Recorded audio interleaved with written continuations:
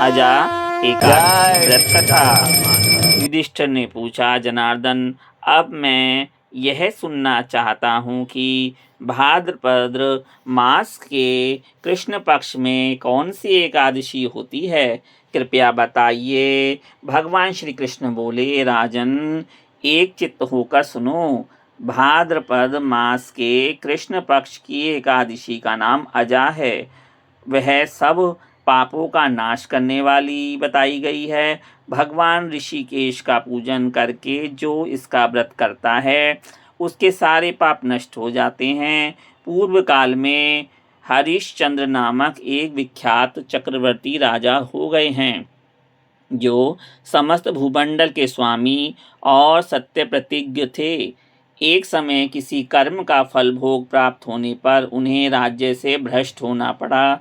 राजा ने अपनी पत्नी और पुत्र को बेच दिया, फिर अपने को भी बेच दिया। पुण्यात्मा होते हुए भी उन्हें चांडाल की दास्ता करनी पड़ी। वे मुर्दे का कफन लिया करते थे। इतने पर भी नृपश्रेष्ठ हरिश्चंद्र सत्य से विचलित नहीं हुए। इस प्रकार चांडाल की दास्ता करते हुए उनके अनेक वर्ष व्यतीत हो गए। इससे राजा को बड़ी चिंता हुई। वे अत्यंत दुखी होकर सोचने लगे, क्या करूं, कहाँ जाऊं, कैसे मेरा उद्धार होगा। इस प्रकार चिंता करते करते वे शोक के समुद्र में डूब गए। राजा को शोकातुर जानकर महर्षि गौतम उनके पास आए। श्रेष्ठ ब्राह्मण को अपने पास आया हुआ देखकर नृपश्रेष्ठ ने उनके चरणों में प्रणाम किया और दोनों हाथ जोड़कर गौतम के सामने खड़े होकर अपना सारा दुखमय समाचार कह सुनाया। राजा की बात सुनकर महर्षि गौतम ने कहा, राजन, भादो के कृष्ण पक्ष में अत्यंत कल्याणमयी अजा नाम की एकादशी आ रही है, जो पुण्य प्रदान करने वाली है। इसका व्रत करो, इससे पाप का अंत होगा। तुम्हारे भाग्य से आज के 7वें दिन एकादशी है। उस दिन उपवास करके रात में जागरण करना। ऐसा कहकर महर्षि गौतम अंतर्ध्यान हो गए।